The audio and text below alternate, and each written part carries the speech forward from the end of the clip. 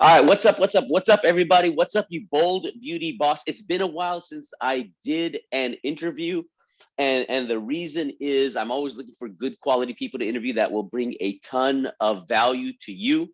Uh, I spoke with Shirley just a couple days ago, in fact, and it was when I put that post out there in the video of, hey, I need some help in terms of how to do this, whatever, blah blah blah. And then Shirley came back and offered some of her expertise, which I, of course, took her up on because I think sometimes people are very foolish to not take advantage of people offering, especially if they're doing well, like Shirley. And the minute I spoke with Shirley, I kid you not, the minute I spoke with her, I'm like, okay, this is someone that knows a lot and not just theory, but someone that can break down steps of how estheticians can not only know, you all need to know your worth, and y'all need to be able to sell your worth, and y'all need to be able to make your worth. So Shirley, thank you so much. I want to introduce y'all to Shirli East. Shirley, thank you so much for spending your time on this Sunday to help the estheticians in this group. Absolutely. Anytime. I've been doing this a long time, and I think you get to a certain point where you have to give back. That's the whole point of this trade that we're in. Where I live, it's a trade, and mentorship is a huge part of it. 100%. And you know what, that's so important, because I'll tell you, there's a lot of people out there that are not doing well. And this is what I tell people all the time. Everybody wants to give advice, right? But y'all want to know where the advice is coming from, because people say, well, I would never do this, or I shouldn't do this. It's like, well, you don't know how good that person is doing that's giving the advice. But with you, Shirley, it's like the minute I spoke with you, true or lie, I instantly said, Shirley, when are you available for me to interview you? Because what you know needs to be disseminated through the group, right? True? For sure. Absolutely. And like I said, I'm always happy to offer the advice. I think, it's selfish not to share it. If it's working for me, why would it hurt to share it with people that I don't know, that it can help them too? All right. So let's start with a little bit about you. How long have you been an esthetician? What got you into this area? Break it down for us. Okay. So I had no intention of becoming an esthetician.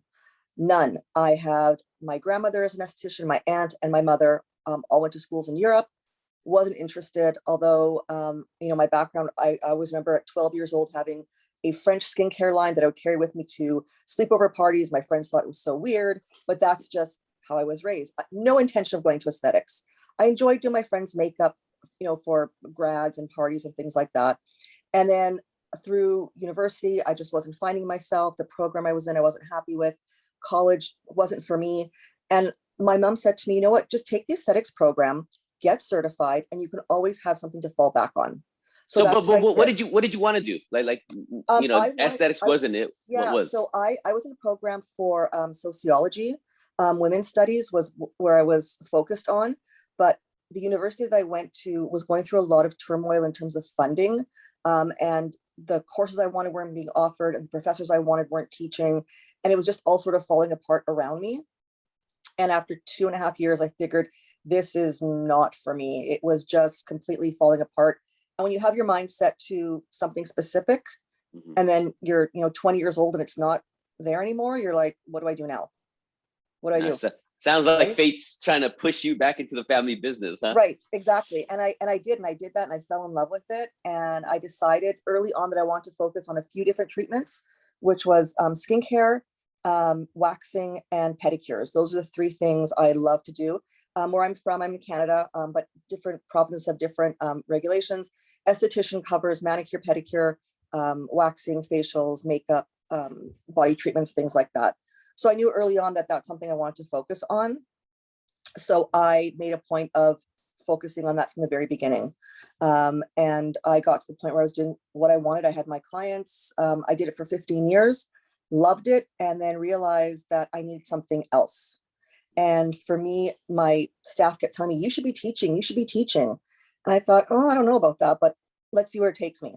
So I decided to quit the family business, and I became a manager of a aesthetics warehouse, because I wanted to know how these products get to people, who's educating them on it, where it's coming from. And I found that was really lacking, because it was a lot of focus on hair rather than aesthetics. Mhm. And then I got a job teaching aesthetics at a well-known school. And then after that, I became the director of the school. Loved being the director of the school.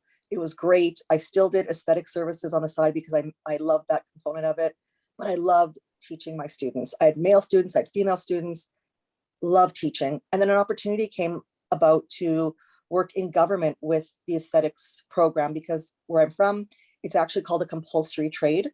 So you have to be licensed by the province to be able to work legally as an esthetician, nail technician, anything like that. And I thought long and hard about it because I loved working in a school, but I knew I'd be able to do more for the industry from where I was. And you know what? I hear so much about people illegally working, It's opening a up huge, shops yeah, in their garage, right? yeah. Basements behind restaurants, behind travel agencies, you name it, people will set up shop. So, so that was important for me to be able to do more. So that's what I did. And I still do aesthetics on the side. I still have my clients I've had for 20, 25 years. You know, we've gone through getting married, having kids, you know, all of that. And we still have that connection of they come in for their service, they pick up their products, they, you know, call me and say, I need some products. I put it at my front door during COVID, they'd come pick it up or I would deliver. So we kept that relationship going throughout the years. Right. So you know what? One of the things, Shirley, that I hear so much, because when I got involved in this industry, literally about a year and a half ago, it was because I was shocked. I mean, completely shocked with how little the average esthetician is making. Right? You know, Absolutely. a facial treatment is $100. And you know, you look at these packages that can be hundreds and thousands of dollars, etc. But the average esthetician is making, you know, between $2,000 to $3,000 a month in sales, Mhm. right? Mhm. And I was blown away until I got involved with the community and found out, wow, this is real. And it took me this long going, you know, why is it so hard? Meaning a lot of estheticians will say, wait, it's hard, it's hard, it's hard. And but I look at so much of what's being done. Is the esthetician, is this industry really that hard in your opinion? So the work itself can be backbreaking. If you are working at a place where you're doing 10 full leg waxes a day, that is backbreaking work. However, it doesn't have to be. When you first start in this industry, you've got to put your time in. You have to do those manicures, those pedicures, those basic facials, those gift certificates. You have to put your time in. But that's you have to use that to your advantage to build those relationships. If Mm-hmm. someone comes with a gift certificate, well, they enjoy themselves. If they're coming back, why should they be coming back to you? So it Yep. is very difficult work physically, but it doesn't have to be if you go about it the right way. Whenever I teach salons and individuals about working smarter, not harder. And I actually go into salons and do classes on how to do that exactly. And I think part of the problem goes back to our initial education. I think it's a universal thing that this program is very expensive. I've heard anywhere from $5,000 to $30,000 for this career.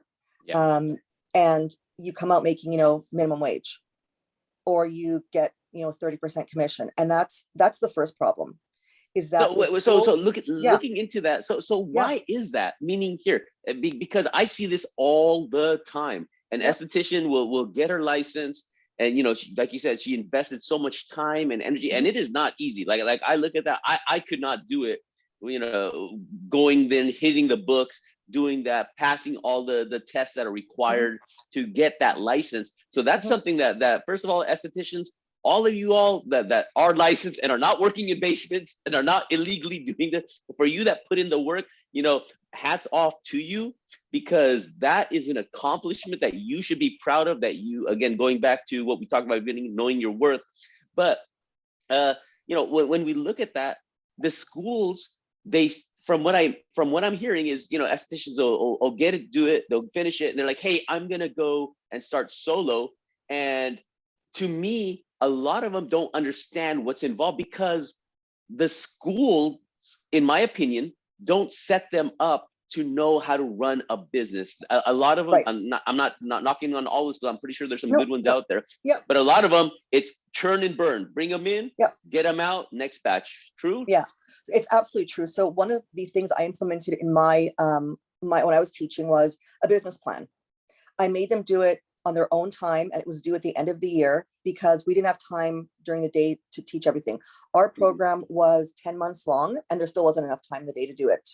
So because I had girls saying, I'm going to go on my own after I apprentice, because where I live, you have to apprentice for 2 years working under a certified journey person.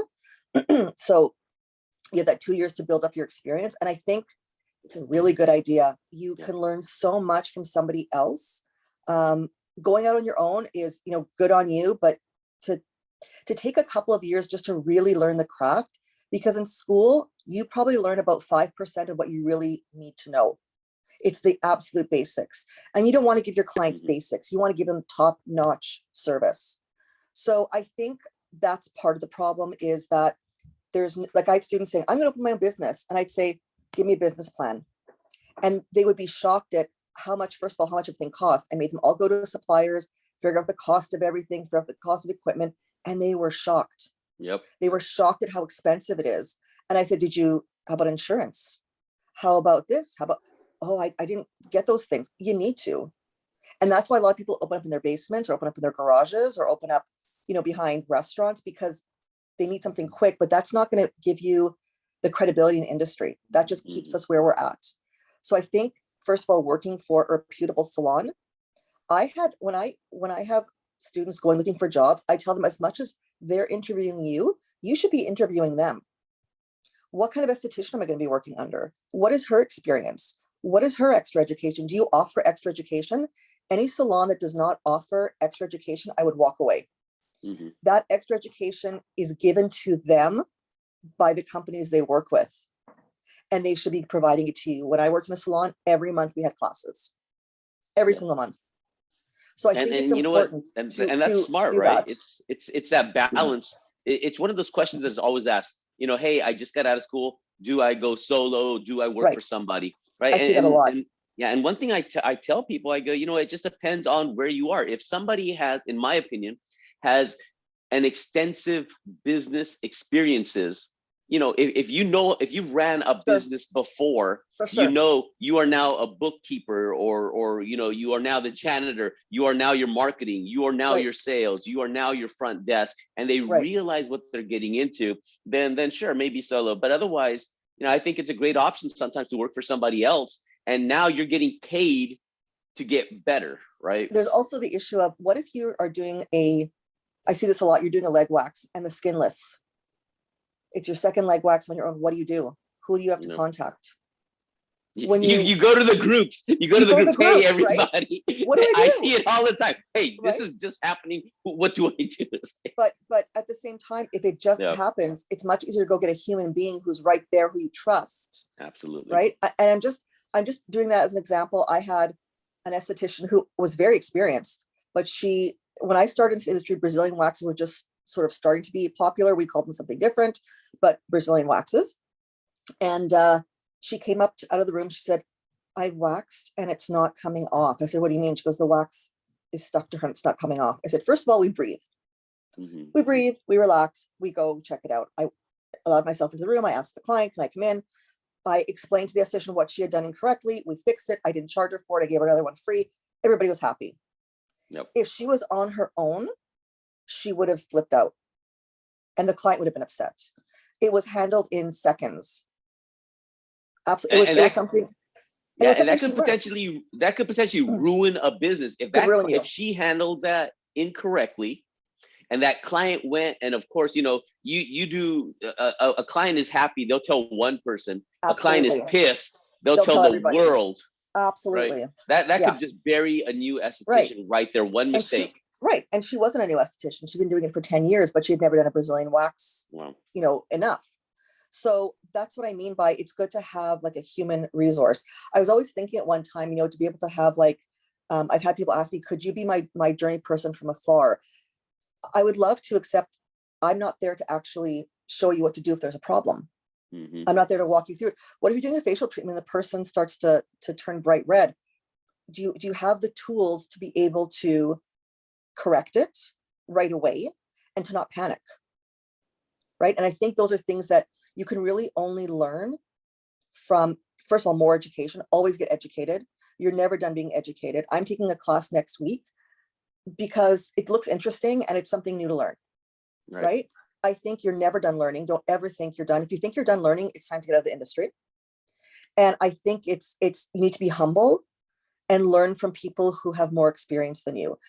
Like I said, when you go for a job interview, if the person that you're working for has only been working for 3 months, what really are you going to learn from them? You need to be looking for people who have that experience, who can show you after you've done it for a certain period of time, you've got that confidence, go on your own. Absolutely.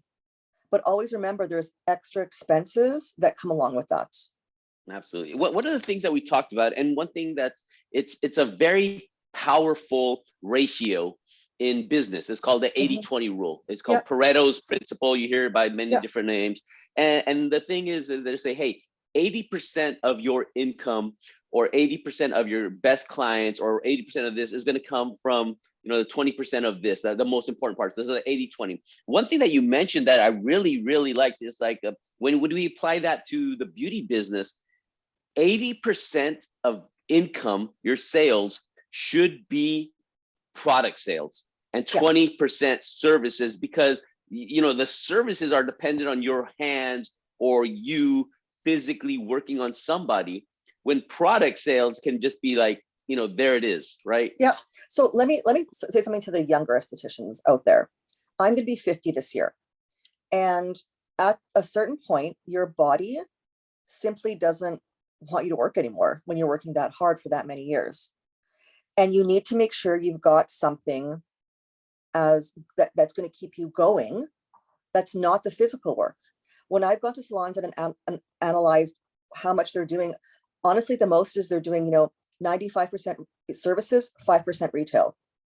And the point is to get those numbers to shift a bit. If you can even get it to be, 70% work and 30% retail, you are going to make a killing. The difference is incredible, but there are steps to take to get there. And that's what I do when I work with salons is let's start with baby steps and let's build your staff up to be so confident and so sure of what they're doing. Whenever I have an esthetician say to me, I say, oh, what do you do for a living? Oh, I'm just an esthetician. No, you're not. No. And they kind of look at me. You are an esthetician, not just. You went to school, you studied, you busted your butt, you had a million facials by people that you couldn't stand. You had, hair ripped out of you by people who didn't know what they were doing. You are an esthetician and you need to take pride in that. In Europe, an esthetician is highly regarded. For whatever reason, in North America, it has become, when my mother started in this industry in the 70s, estheticians were seen as like some kind of, magic people who had all the tips and tricks. And now it's just become this sort of when I hear my nail girl, my facialist, my skin girl, we have a title and we need to be respected for it. And with that respect comes people valuing our opinions and our education. 100%. And remember, y'all, this is so important. You are not a esthetician. You are the esthetician, right? You are the skincare specialist. You are the one. And when if you don't own your power, right? And I say this all the time, people go under the knife for beauty. People will do crazy things like Accutane, which you have to sign your life over to be a part of for beauty, right? People will do just an obscene amount of crazy things for beauty, right? So you as an esthetician, as a provider of that beauty, you must own your strength. It's hard to give confidence to somebody else if you're giving it away or it's low on yours, right? First, own the work. You went through it, right? Like, so Shirley, when you went through it, right, you did the education, the ups, the downs, right? There's just so much to learn and mistakes happen. But at the end of the day, you become this person that just, you know how to deal with things. Right. And that comes with experience and time. It's not going to happen a year, 2, 3. It comes with experience and with time and with confidence. I, as a teenager, was not a confident person at all. And, even as an adult, there's things I'm not confident in. But when it comes to aesthetics, I know my stuff. And I know it because I've studied it inside and out. My phone is full of apps of skincare ingredients, the skincare Bible, the skincare this. I have all the drugs listed. So when someone says, I'm taking this medication, I'm like, hold on, let me make sure that this product is not going to interact with it. I do all the research. I spend my evenings watching videos about skincare from other countries to see what they're doing. It's people are talking about Korean skincare being this new thing. It's not a new thing. It's been around forever. It's been around forever. So, I mean, I just don't know, it's nothing new, right? Yeah, so like, one thing that just hit me that you said, and maybe this is one of the reasons why a lot of estheticians are not making as much as they want to, why the average esthetician is making about 30 grand, a year. It's because of that 80-20, right? 80, like you said, 80% retail, 20% services. If it's backwards, right? And it's 80% services, and from what you said and from what I've observed, it's probably about 95% Yeah. services and 5% retail. The reason that's flipped is the reason a lot of y'all are not doing as well as you want to be. So one of the things I really wanted to tap into you with for Shirley is when it comes to retail, and you've done it, you've sold it well, you continue to sell it well. If an esthetician is struggling with her retail sales, where do we start? What's step one? What's step two? Okay. How do we get through that? Okay. So the first thing that you need to look at is, do you align with the products that you're selling? Do you agree with the philosophies that are behind them? If you're selling a product because everybody else is selling it, that's not a reason to sell it. You want to make sure that you align with it. And it doesn't matter. We're not talking price point. We're just talking about the products themselves. If you agree, some people like to use, natural ingredients. Some people like to use, products with retinoids in them. Some people like to use products that have a great name. You have to first identify. Why is that important? Why should they align or identify with it? Because if you don't identify with it, people can tell that you don't really believe in it. Yeah. And I've heard people say that. I had a girl tell me that she was selling a product that was supposed to do something, and she tried on herself and tried on her mom and didn't do it. And when people are buying it, she'd be so nervous that she's like, please let it work for this person. You obviously don't believe in it. So get it off your shelves. Get it off your shelves. You want to be able to confidently, I'm going to pick up a bottle of an oil I use. This will do this. How do I know? Because I've used it. My clients use it. They love it. The thing that I always tell people, the first thing to start with is something you're really, really confident selling. Mm-hmm. It could be a nail file. It could be a cuticle oil. It could be a foot cream. It could be a hand lotion. Something super, super easy and simple. Good price point. Doesn't take a lot of space on your shelves. And it's one of those things people can just grab and go. But you can't just, expect people to walk up to your counter and buy it. You have to find the problem that they have, and you have the solution. So a client comes to you for a skincare treatment, but you're massaging their hands while their mask is on, just as an example. Mm-hmm. Oh, Mrs. Smith, I'm noticing your hands are feeling a little bit dry. What's happening? I know the weather is hard. Yeah, I ran out of hand lotion and my hand lotion wasn't really working well. Have you ever thought of exfoliating your hands and then using a lotion? Here, let me go get my exfoliant. Quick exfoliation, explain a couple ingredients in it. That's it. Let her smell it, let her feel it, wash it off, put on some hand lotion. This is really going to help because it's got this ingredient, that ingredient. And what it's going to do is it's going to stay on your skin longer, so you're not feeling dry throughout the day. Oh, that's wonderful. You put them aside. When she comes to pay, you show her the products and you go, this is the exfoliant that I used on you, and this is the hand lotion. Perfect. Wrap it up. Some salons, I know, they'll take the products and put them into a basket. And when the person's, done, they have like a time afterwards where they'll show the products and they'll do the sale privately in a room. I didn't have that kind of time or that kind of setup. It was at the front. I showed the products. Away we go. Now, here comes that question of how much is it? I've seen people lose sales by telling someone how much it is. Mm-hmm. There's a difference between telling someone it's $40 or it's $40. Big difference. What's It's what's the difference? $40. What's the difference? Tell me. $40. It's Like $40. That's uh-huh. the price. You want it, you have a problem, I have the solution. Here's the cost of the solution. When you sort of hunker down and say, whisper it, it's a lot of money and I don't know if you can afford it. And I don't know if you should buy it. You should probably find something cheaper somewhere else. Shirley, I love you. So here, Who are everybody, you? listen to Shirley, and if you're watching, when you're watching this video, rewind it just a little bit, because Shirley said the same thing. It's $40. It's $40. Did you see how her voice changed?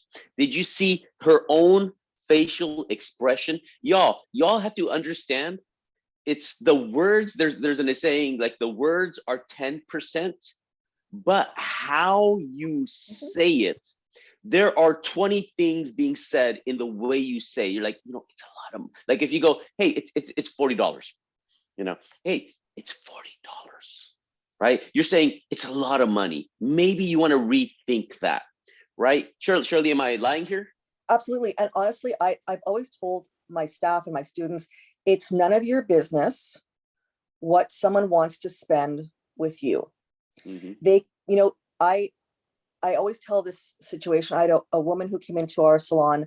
The receptionist came to get me. She goes, there's some lady at the front who wants some products, but she's like really like dirty. I'm like, okay. So I came to the front. This one had frizzed out hair. She had jeans that were covered in paint. Her hands were covered in paint. I said, hi, how can I help you? She's like, oh, I'm out of my skincare and I need some more. And I said, oh, okay, let's go to the back. Let's do a quick consultation. Let's talk what you're already using. We filled out the form. We did everything. She purchased probably $500-600 of the products. Didn't ask me prices, just did it. And she goes, oh, sorry for the way I'm dressed because I was just painting my boat. You don't know who is coming in to your business, number one, by the way they look. And you don't know what's important to them. It might not be important to them to dress well. They might want to only buy their clothes at a thrift store, but their skin is important and they will spend money on that. Or maybe they, have a very simple haircut and they don't color their hair, but they want good skincare. You never know who is walking in, and you treat everybody the exact same way because you don't know what their worth is to them. And you don't know how much they can afford. And that's none of your business. 100%. And so here, just to rewind this a little bit one more time, Shirley. So it's starting with aligning yourself with the product. And Yep. Here, this is why, because here, I'm involved with so many of the aesthetics groups where somebody will say, hey, I use this and I'm not sure, or I'm using, if imagine, and Shirley, you said it just so eloquently, is how hard is it to sell something to somebody and you're not confident yourself and you're wishing and praying, you almost wish and pray you don't hear back from them, because sometimes no news is good news, because if you hear back from them, there's a potential for a problem. Imagine running a business that way, of just saying, I'm not sure if it's going to work for them, but I'm going to roll the dice because this is what's popular, right? As opposed to aligning with yourself with a product that works. So how does somebody like how do you find a product that works for you? All right, I'm not saying products are good or bad. What's that? How do you go through that process? So back in the day, before there was the internet, that's when I started. You had to rely on looking through magazines, going to trade shows. It was a lot of work. Now you click a button and you go onto their website. So the first thing I would do is, I keep seeing the same sort of names over and over again. Sometimes it's good to look at smaller companies for a few reasons. I find the customer service could be a lot better. You'll get more training. They're more willing to help you, but go to a website, read about the products, and contact the distributor or the supplier or the rep for that company and have a discussion with them. They should be, offering to, send you an intro package for, when I've dealt with skincare companies, like I'll send for $100, we'll send you a bunch of things to try. Fantastic. It costs money to make money. So don't expect people to give you a bunch of free stuff. It costs the companies money as well. We all know that people love samples, but samples cost a lot of money to make. To put a little bit of product in a small container is a lot of money. Yes. So So, don't so expect it for free. just to chime in there real quick. Hey, y'all. So, how do y'all feel? How would you feel as an esthetician? Let's just say you do facial treatments. If a client came in, a potential client came in, and they go, "Hey, why don't you? Can you do a free facial for me? And if you do a good job, I might come back." That's the same thing as knocking on some of these other product companies and saying, "Hey, I was considering maybe doing that. Hey, can you give me some free shit?" Right? Yeah. Like you just said, if you're coming off cheap and desperate, and here I'm not saying everyone needs to be balling in this, but if you're going to invest in a good brand, right, you have to understand that you can get a lot of things for free, right? You can go to, some companies will send you a lot of free stuff, but you have to understand what it's worth. But more importantly, it's what you mentioned also, is sometimes the smaller product brands, Mhm. they will give you better service.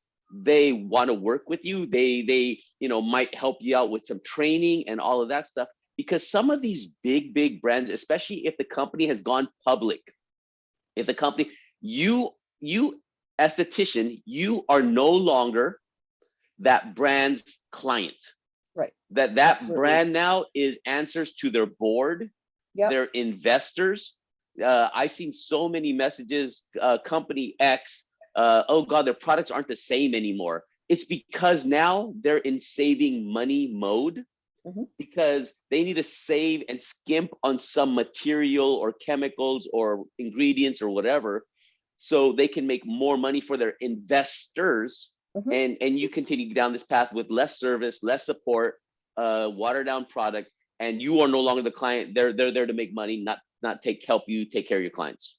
Yeah, I was dealing with a company that when they first came to Canada, we were one of their first clients, and it was amazing. They would fly people in from all over to give us classes, and it was amazing.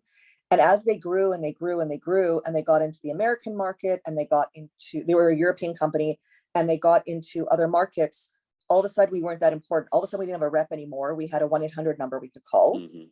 and all of a sudden, they were phoning us saying, "You're not ordering enough this month." And I'm like, "What? Who are you? When did this start?" "Well, we've decided there's a new policy that you have to order X amount a month to still be with us." And it was an exorbitant amount of money. It was ridiculous, because they had a few huge spas that were carrying it. And I said, "Well, then I guess we won't be carrying it anymore." And they said, "Okay, that's fine." And that was Yep. that. They phoned me back 3 years later because they'd done so horribly, because those bigger spas had stopped carrying them. I said, "I Mm-hmm. don't want you anymore. You're Yep. not who I thought you were."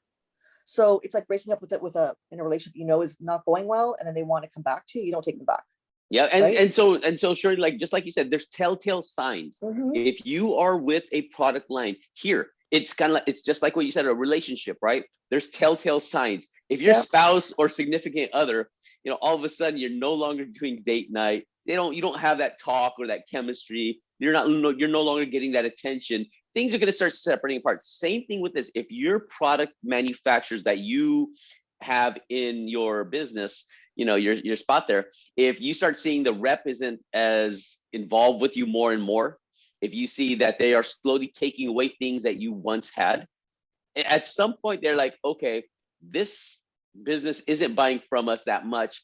We're not going to invest too much in them. Right. Right. And it happens a lot.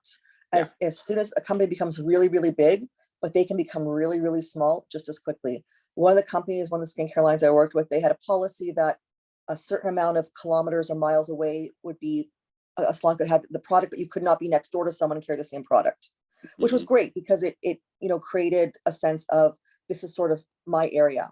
Yep. As soon as they got big, they stopped that. We had salons literally with 3 salons in a row carrying the product. It got to the point where they were starting to undercut each other with prices of the products. And I phoned the company. I said, "I thought we weren't allowed to change the price of the products. I thought products were not suggested, but that was the retail price." She goes, "Well, we can't really stop people."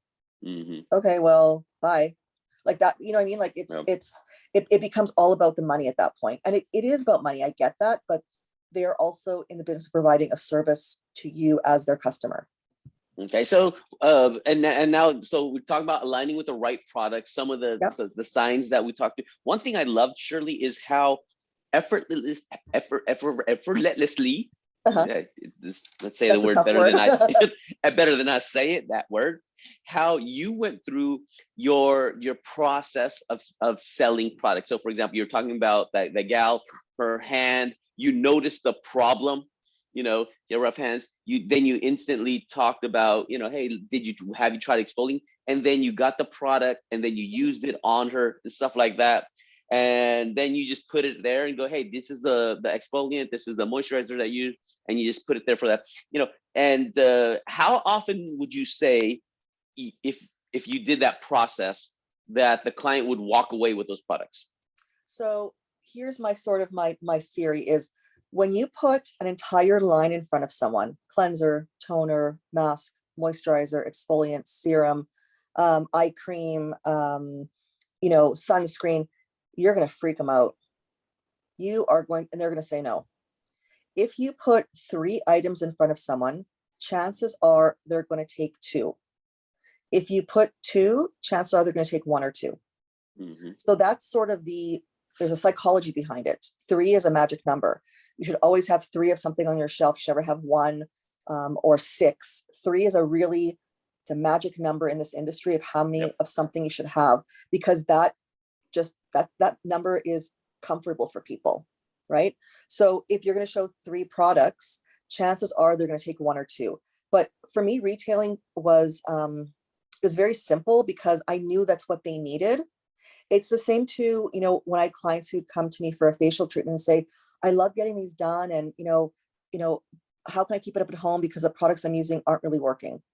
So there's always that issue of your treatments cost money, your products cost money. And I'd be honest with my client and say, look, you can get a facial treatment every week or every 2 weeks or once a month and use products at home that aren't working is equivalent to going to the gym once a month for 4 hours to work out. Mm-hmm. You might get a little bit of, feel a bit better, but overall it's not going to help you. I would rather you come for less treatments, but use a good skincare regime at home. And they'd be like, okay, great. So I would sell them, they'd have a facial. I would give them, let's say, $500 of product. And what I do to them is say, okay, in 2.5 months, you're going to be running low on your products. I'm going to give you a call. We're going to set up an appointment and we're going to figure out what we need. Where I live, we have very different seasons. So people need to change their skincare every season. It is a must. So we sit down. How is this working for you? How's that working for you? Do you think it might be time to add this? You know what? You bought that 6 months ago and you're still not done it. You need to be using it. You're not using it properly. I can tell. So you have to help monitor what they're doing. The other thing I do with my clients, I tell them, when you buy a product, take a black marker and on the bottom, write the date you started using it. Because we all have that client that for their magicians, they can make a cleanser last a year. Like whatever, but it's only supposed to last 3 months. So that's why it's important to follow up with your clients. You have to follow up, whether it's going to be by email or by, I don't like texting clients. I think that's, for me, it's a little bit unprofessional. I like phone calls or I like emails to see how things are going. Maybe they spilt their toner and they need more. Or maybe they broke a jar of something and they need more. You don't know, right? So you need to follow up. And I used to set time aside in my week to follow up with people. And I think that needs to happen. And if your salon doesn't allow you to do it, then make time to do it. Right? So what percentage of people, so if you presented that 3 option, right? Like for example, that I think that gal, her hands, the exfoliator, the lotion. Yep. So how often would people buy it? If you go, yep, 1, 2, 3, boom, boom, boom. Pretty much all the time. They might buy one product, might say, you know what, I'm going to start with the exfoliant, finish up my hand lotion at home, and then I'll come and get the hand lotion from you.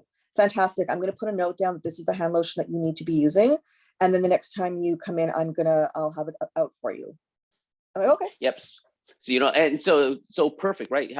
So one of the things that in sales and market, sales is such a dirty word. I call it sales. People that we don't sell, we educate. You call it whatever you want. Yeah. If you're taking money for it, it's a sale. That's just right.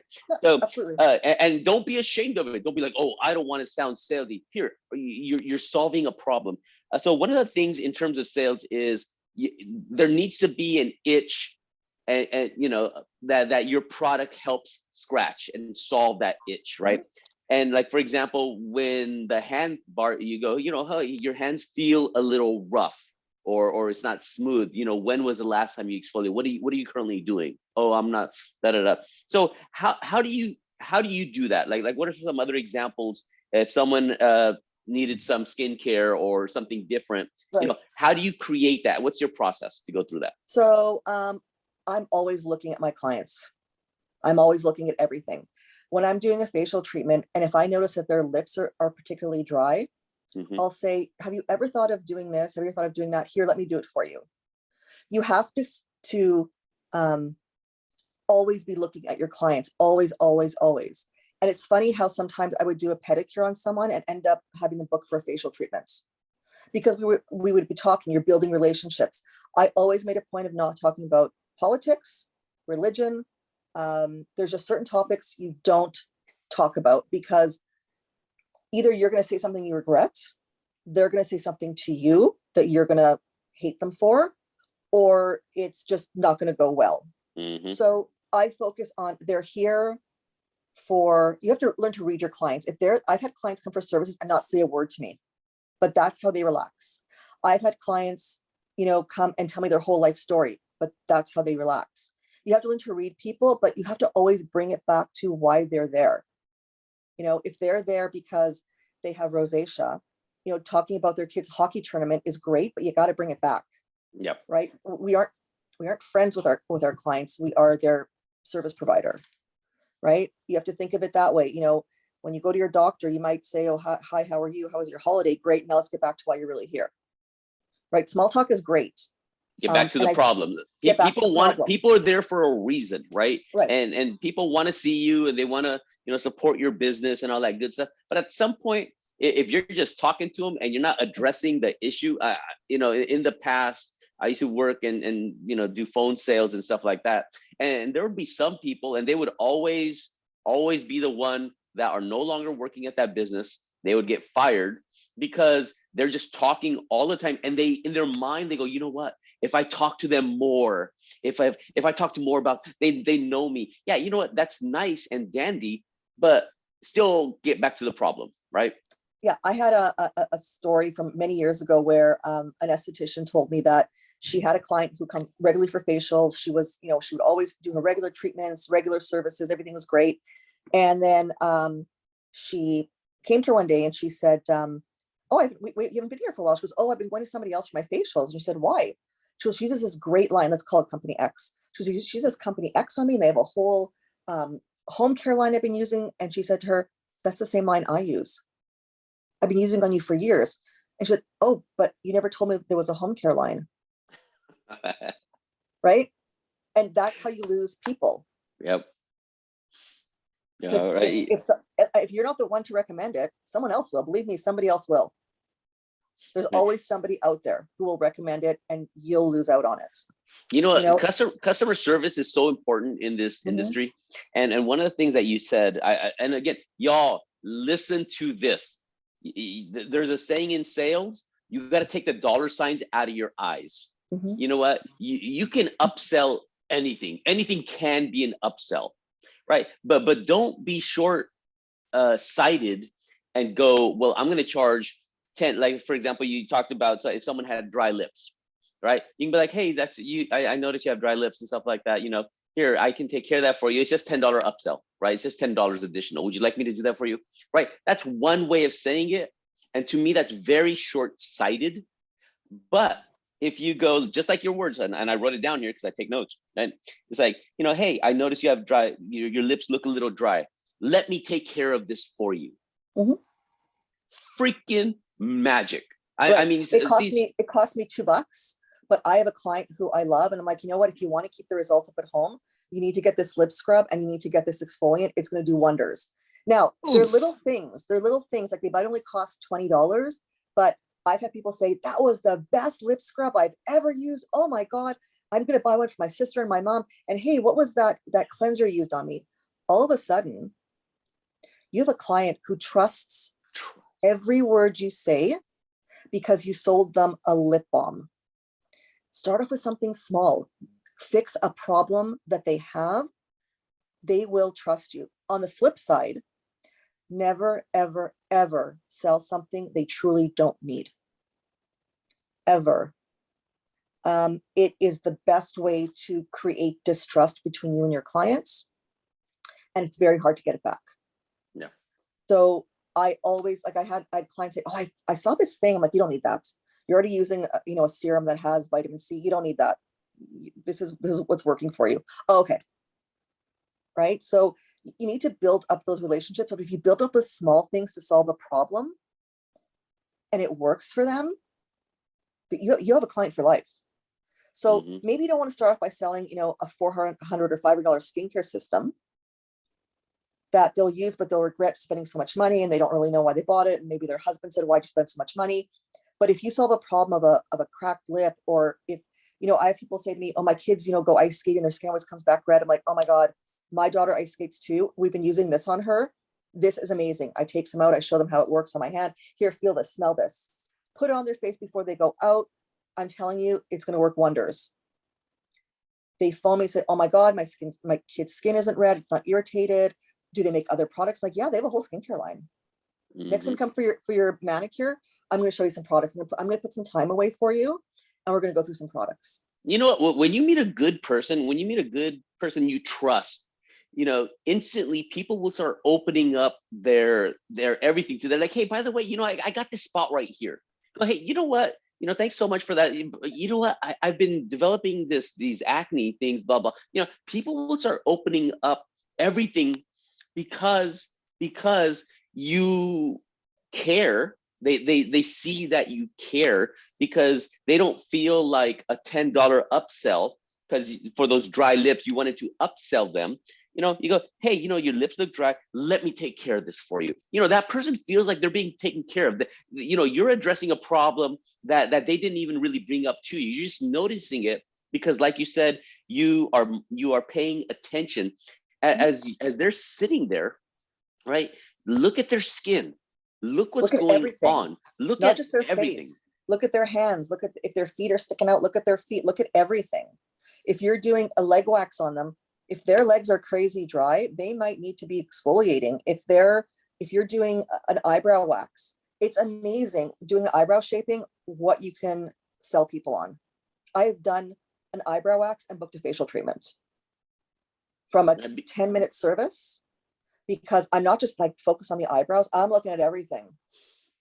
Right, because that's my job. But Shirli, you're, and paying devil's advocate, you're just a saleswoman. It just sounds like you're just trying to sell them on some more stuff. Are you selling things, or are you trying to solve a problem?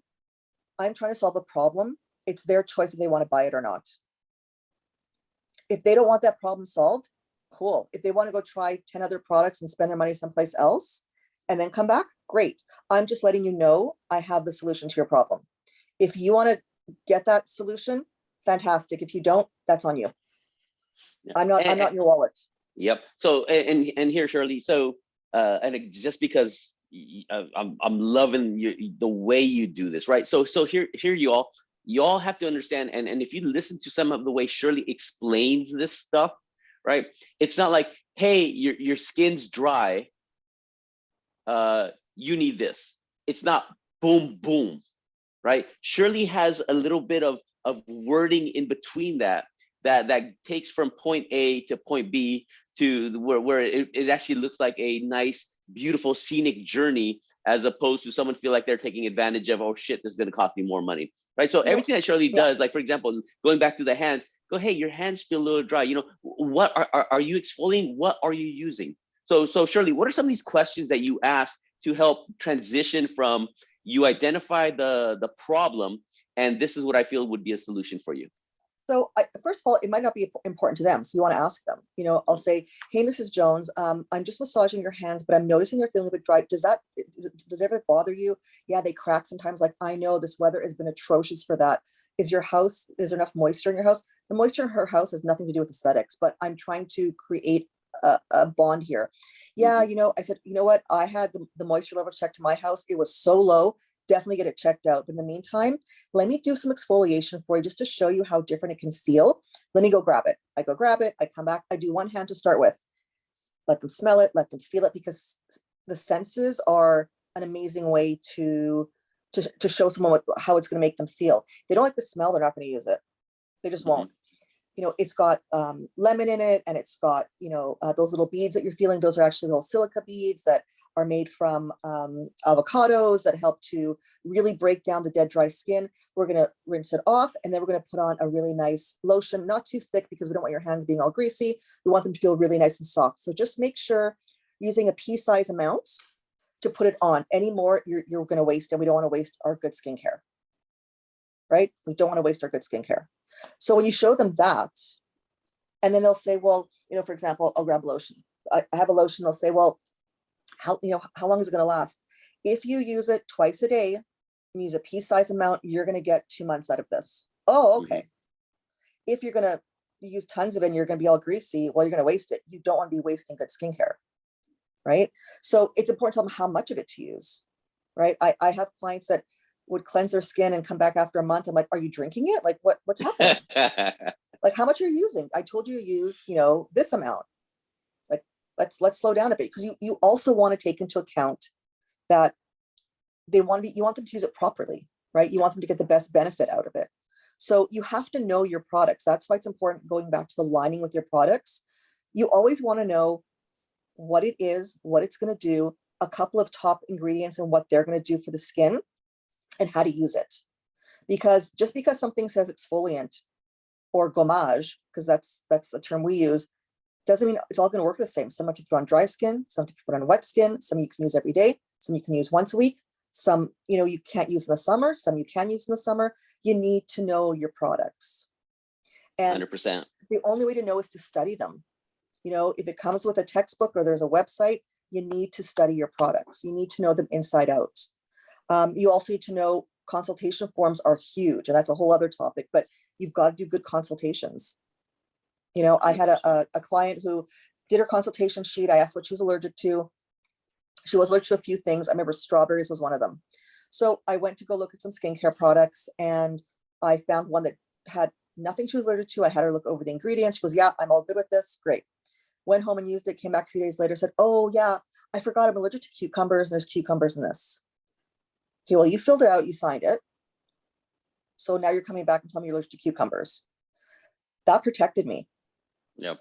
Right? She filled out the form, she signed it. I went over it with her. I showed her the product. If I was allergic to something, I would know. Right? So it's important that you also need to cover your butt. People can be jerks. You need to cover your butt, do those consultations. When I hear people saying that they don't do a written consultation with signatures, that really rolling the dice on your business, because there's I've only had 2 customers in my entire career who refused to sign the consultation form, and I did not do their services that day. Yep. Not worth it. Not worth it. And people are looking for free money nowadays, more than ever, right? So everybody here, real quick, this Shirley is one thing that I loved what you said, and y'all here, there's just so many gems. Watch this video like a million times. Is how you are gently assertive, and you're assumptive in terms of the treating. So for example, it's that dry hands or whatever, blah blah blah blah blah, right? You're like, hey, let me take care of this for you. Here, I got the perfect exfoliator here. Let me grab it, right? You're doing that. You're just saying. Shirley did not say, would you like me to do this for you? Shirley did not ask that question. She just says, this is going on. This is going on. What did you use? This, moisture, Okay, I got this thing, Let me grab it real quick. Let me take care of this for you, right? Because a lot of y'all, if you're insecure or you feel you need their permission, and don't get me wrong, right? I'm not saying force this upon somebody. Right. It's a conversation we're having. It's a conversation. It's like, hey, okay, sure. Yeah, something a little bit free. Yeah. Right? And at the end of the conversation, you grab that stuff, and and here's the deal. One thing I always tell people is, if somebody doesn't want, let's just say you said that, okay, let me grab it. Somebody can say, no, that's okay. I rather err on trying to do something good, and that person can refuse at any point. Sure. But they know it's there. They know it's there. Those upsells are great, like lip treatments, hand treatments, but those are for your clients who are buying gift certificates. That's a great time to upsell. Hey, while she's having your facial done, You know, it's really cold outside. People have been coming in with cracked lips. I think this would be a great thing for her to have done. It's only $10. We can do it while we're doing the treatment and our lips will feel brand new. Sure, throw it in there. That's what you want to use your upsells for, is when someone's buying a gift for someone, it's a nice thing to do. But if it's a regular customer, or if it's a customer that you know really needs it, just take the time to do it. It's costing you literally nothing, and you've built trust, and that is priceless. That person will give referrals. That person, because you did this thing, they will buy product, right? That person will feel like you cared about them. That person will feel like you added more value, that you're not just there to do what you're paid to do, Right. but you're taking care of the client. So one of the things, Shirley, we talked about before are for people that are struggling to sell product. Right. One thing you talked about before that I really, really liked is setting a goal, right? Saying, okay, hey, so for everybody listening, you all want something practical. You all go, okay, great. I've heard these things. Where do I start? Right. And in terms of goals of selling a product of this, you know, break that down. So you've got to start really small, because if you set the goal way too high, you're going to be disappointed it doesn't go your way. It's like losing weight. You know, if you said, I'm going to lose 20 pounds this month and you only lose 2, you're disappointed and eat a pint of ice cream. But if you make it small and attainable, so let's say your goal is, I have this hand lotion, I have 12 sitting on my shelf, I want 6 of them gone this week. 6 lotions.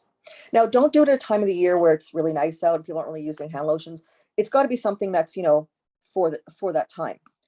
You're going to learn. If you've never tried it, try it, because you need to try it. You need to know what it smells like, what it feels like. You need to know everything about it. You want to look. You need to drink your own Kool-Aid. Absolutely, because I cannot tell you how many times people have said, "Well, how does it feel?" Oh, I don't know. I've been to restaurants. I'm like, is the whatever good? Never had it. What do you mean you've never had it? Are you allergic to it? No, I just never tried it. Well, why haven't you tried your own food? Like, that's just weird. So I look at the product. I'm like, okay, it's got this and this in it, and I know the size of it, and I know what those 2 ingredients are going to do. Okay, so your client comes in and she, you need to start looking for reasons. So your client comes in, you shake their hand, for example, and you're like, ooh, she's got dry hands. Okay, ding, ding, ding. You're doing her facial, and you say, would you like a complimentary hand massage while your mask is on, or while you're steaming, or while you're, whatever, your exfoliant's on? Sure, who's going to say no to a hand massage, right? You're going to get your tester and you're going to say, this is product ABC. It's got XYZ in it, which is really, really good for dry skin this time of the year. And it's got WYZ, which is amazing for giving your skin a really good glow. Why don't you smell that? Oh, that smells amazing. Okay, now look at your hands. Look at the difference. Oh my God, that looks amazing, isn't it? It's actually on promotion this week. It's 10% off. And they've been flying off the shelves. They don't have to have been flying off the shelves, but they're flying off the shelves. You don't think she's going to buy it? Like, and even selling one, you should feel so proud of yourself. Super crazy proud of yourself, because it's something you may not have thought to sell. Or a cuticle oil, something really simple, easy, a lip balm. Maybe you sell sheet masks. Maybe you sell the foot masks. Maybe you sell whatever. Let's say you're only doing skincare. Pick one product that is sort of universal. So maybe you have a hydrating mask, a hydrating gel mask that is great for everybody. And it's, summer's over, everyone's skin's got a little bit of sun damage. This would be a great mask to plump up your skin, help with that sun damage, help get that hydration back, repair your skin for the next season. Pick one product a week. Know that product inside out. Know everything about it, okay? Because if you just say, there's a big difference between, this hand cream is really good for your hands. Yeah, it's really good. It's super good. Okay, you should buy it. You should buy it. Why is it different from the hand cream I can get at Walmart? Like, what's the difference? Because the hand cream at Walmart doesn't let you try it first. The hand cream at Walmart doesn't tell you what's in it. The hand cream at Walmart isn't going to ask you how it feels. But the hand cream at Walmart is going to cost you the same amount. I think that's a misconception too. People think skincare from salons is way more expensive than it is in department stores. Go through a department store. If you're in the States, go through, Macy's, or go through Target. Go see what the prices cost. there is very little difference between a good skincare line and one you get at a department store. But yours comes with education, yours comes with feeling it, and yours comes with knowledge, right? So it's an experience. When you go and pick up a cleanser from Target for like $35, if your cleanser is $35, why are they buying it there?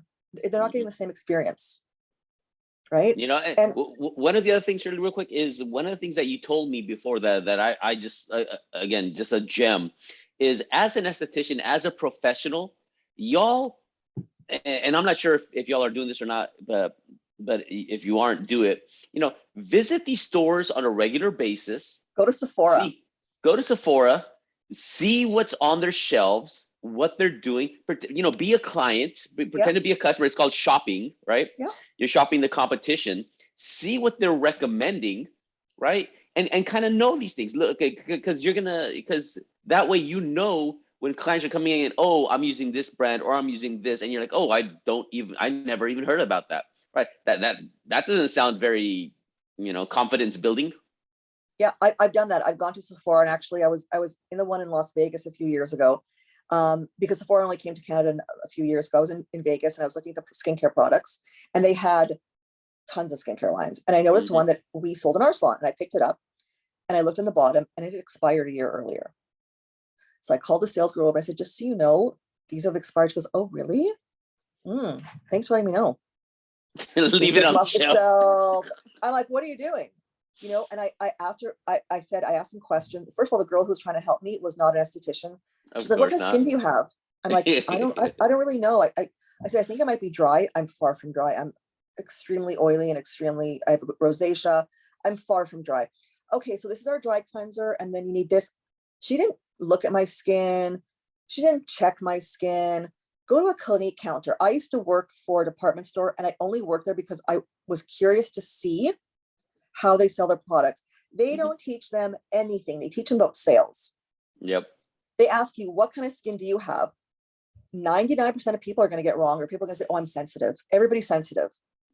To what? Are you sensitive to product? Are you sensitive to cold, heat? Do you have allergies that you know of? What are you sensitive to? I hate when people say, I'm sensitive to what?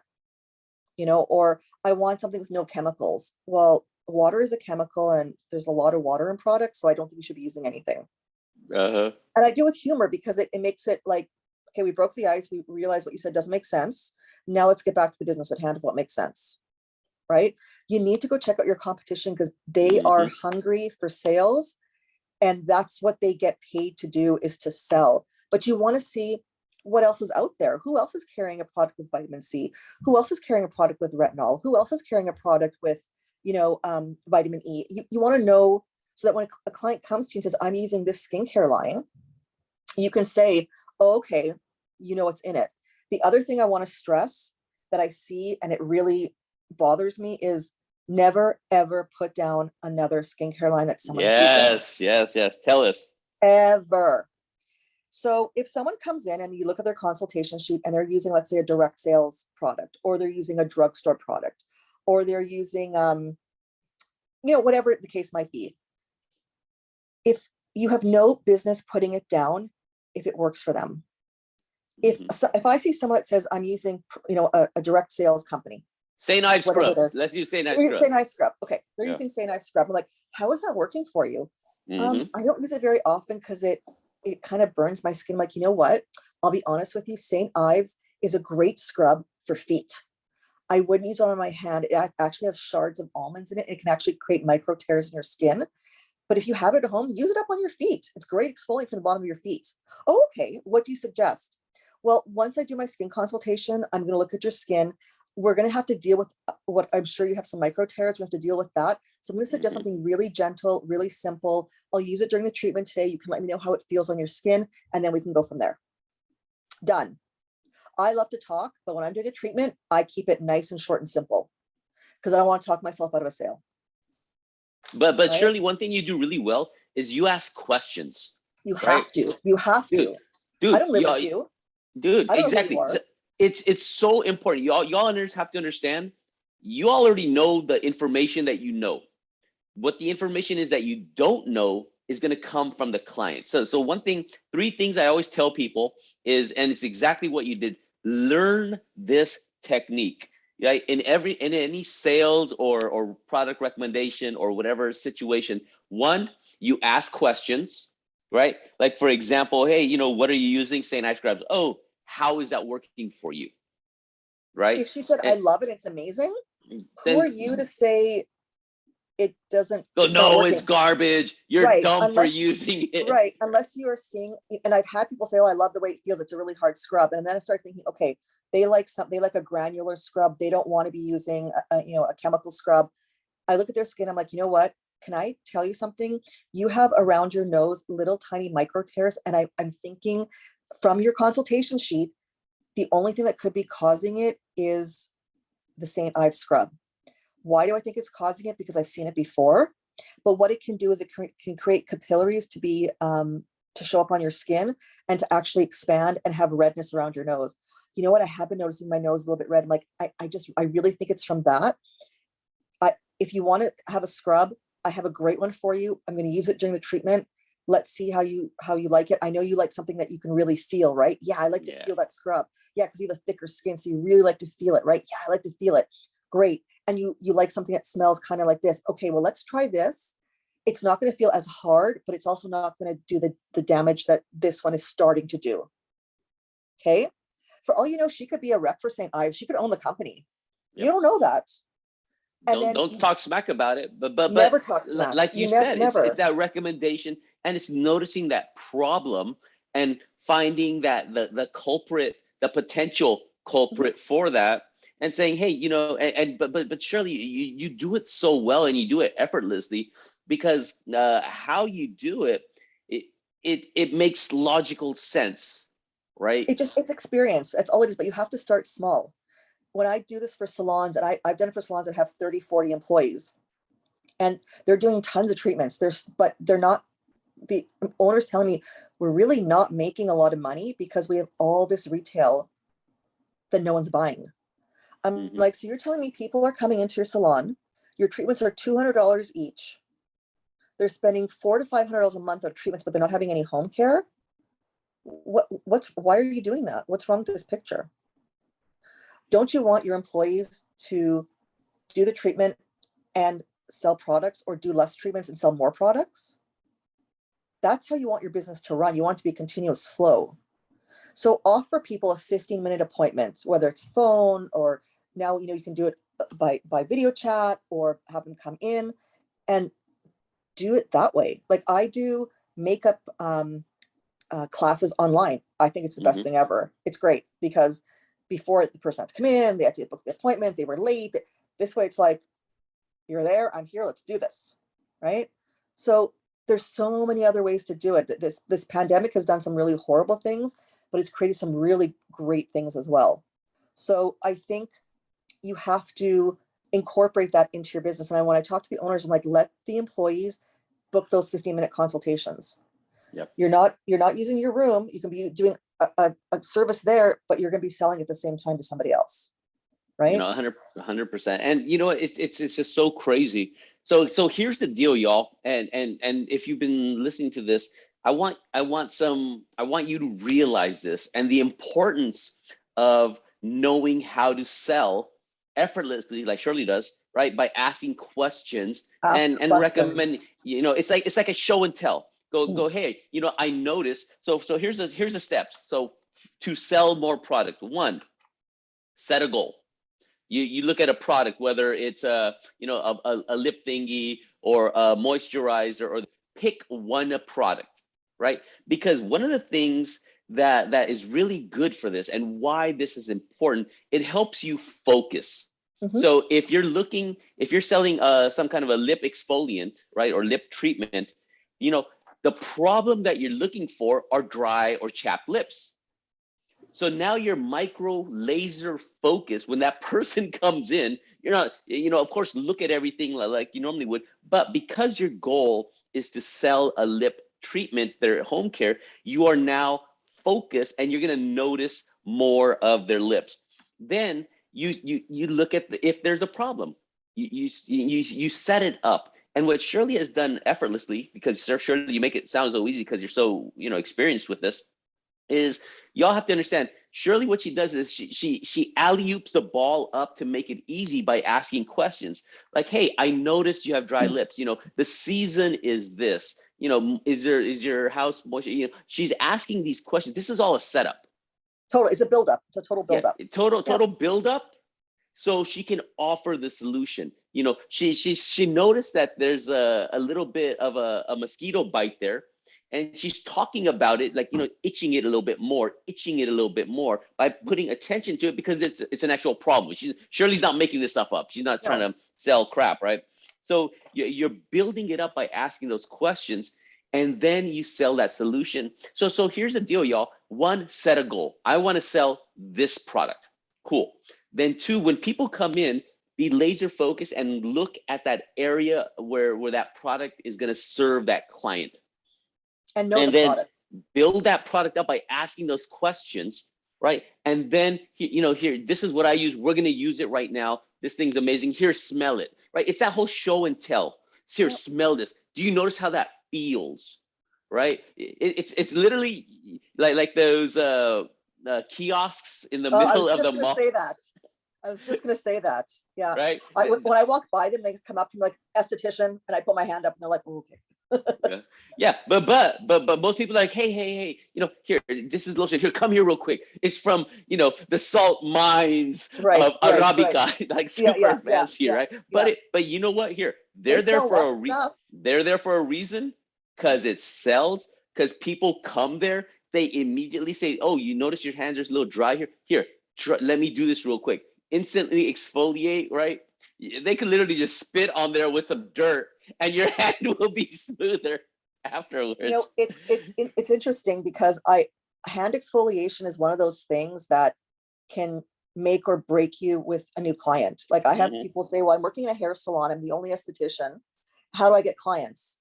I'm like, easy. You have all these people sitting waiting for their color to be processed, or they're waiting for. You walk up to them and say, hi, my name is Shirley. I'm the new esthetician. I was hoping to offer you a complimentary hand exfoliation today. If they say no, okay, whatever. Chances are they're going to say yes. You're going to do it. A couple of things are going to happen. They're going to like the free service. They're going to have a chance to talk to you for a few minutes, so they get to know you. They feel pampered for something they weren't expecting. So that's a nice surprise. And they are getting to know what you can do for them. They may not buy anything, and it should not be an opportunity for you to sell anything except for selling yourself. Yep. What was your name? Mrs. Jones? Hi, I'm Shirley. Nice to meet you. I've been here for about 6 weeks, and I'm just, I've got a little bit of downtime, and I just thought I'd pamper everybody who's waiting to get their hair colored today.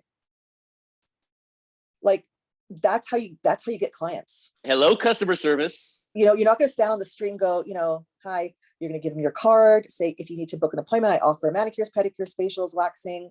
I carry, these products. I'd love to see you. I'm in a private room in the back. And chances are they're going to book with you, because if they've never had a manicure, they haven't had one for a while.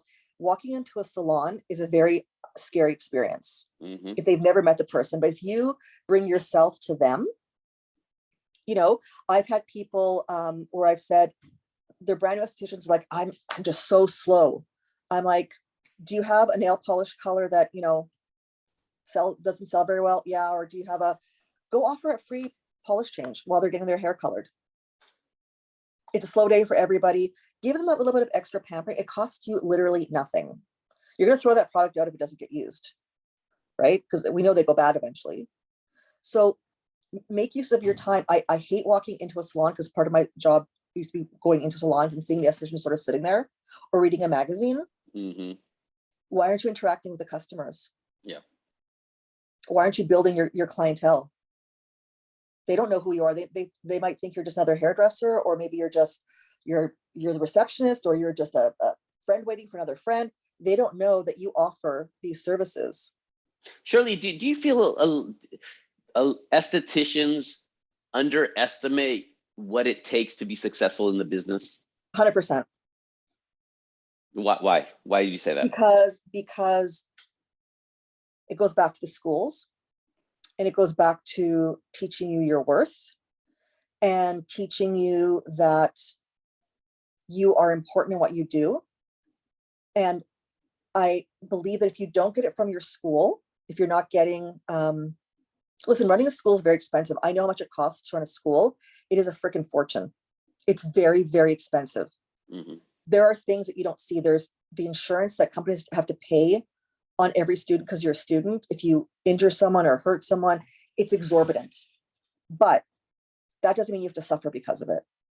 And I think it's important to spend those first couple of years out of school. You're gonna have to hustle. You're gonna have to do services you don't like. I don't like doing manicures. I don't like painting my own nails. Okay, I don't like manicures. But I did the best French manicures because I wanted to get those clients and have them for a few extra minutes so I could talk to them. Yeah. Right? You need to know your worth. And if you're not getting it at school, go find it elsewhere. Every community college offers business courses. There's online courses. You want to make sure you're getting your worth. And if it means investing in yourself, invest in yourself. If you're not comfortable, selling, do the one product thing. Your goal is to sell one this week, just one. Once you sell that one, your goal for the rest of the week is to sell 3 more. You need to do it really slowly. And once you are comfortable selling those products, selling the bigger products won't be as big of a fear, mm-hmm. because you've already got the technique down, right? And then if they say no, okay, it's no. But what I do, if someone says no to me, I'm like, you know what? I'm just going to write down, or I don't have money right now. Not a problem. Let me just write down for you on your card what it is I recommended. So when you come in next time, you know what I have. Oh, that's great. And then when they come in next time, they're like, I think I'm going to get that exfoliant for sure. Let me put it away for you. Now I'm just going to quickly tell you how I incorporate samples into that. I never give out samples to anyone who walks off the street, ever. Mm-hmm. I call them sample junkies. They go from place to place to place to place. I was just talking to an esthetician who said, I gave a client 10 samples of this product and she still won't buy it because you gave her 10 samples. Yep. The point of a sample is to see the texture, the smell, but if you have it in your salon, you shouldn't need to crack open a sample. If they say, I'm super allergic to everything, what are you allergic to? Because we can check the ingredients on it. Okay. But the person came in, she bought the exfoliant. I'm like, you know what? I'm going to give you a sample of the cleanser just so you can see how well they work together. Oh, okay. Mm-hmm. Then she comes in to buy the cleanser. You know what? Let's give you a sample of that mask because once you use all 3, oh my God, it's a whole other experience. Oh, okay. That's how I use samples. I don't shove them into an envelope and say here, because you will never see them again, ever. I promise. And you know what? I love that technique because it's another reason, another way to touch and contact your client. So for example, yep. you don't give them like 50 samples. They will love it. But this business, it's chess, not checkers. So for example, if I was the esthetician in that scenario, I would like you talk about the cleanser, it gives me a reason to follow up, go, hey, Betty, how did that cleanser work out for you? Right. You follow up because it's only one thing to follow up. Like she goes, oh my God, I loved it. Or, then go, hey, not a problem.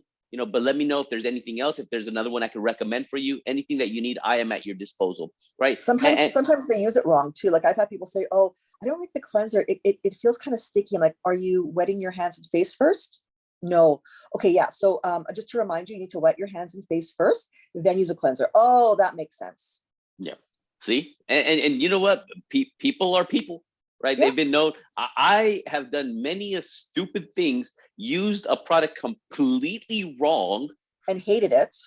And yeah, absolutely. It's like, it wasn't the product's fault. It was my fault for just not knowing better. Yeah. But that's why if you follow up, you wouldn't know. Professional. Yeah, you wouldn't know unless you followed up, right? Like you wouldn't know unless you do those kind of things.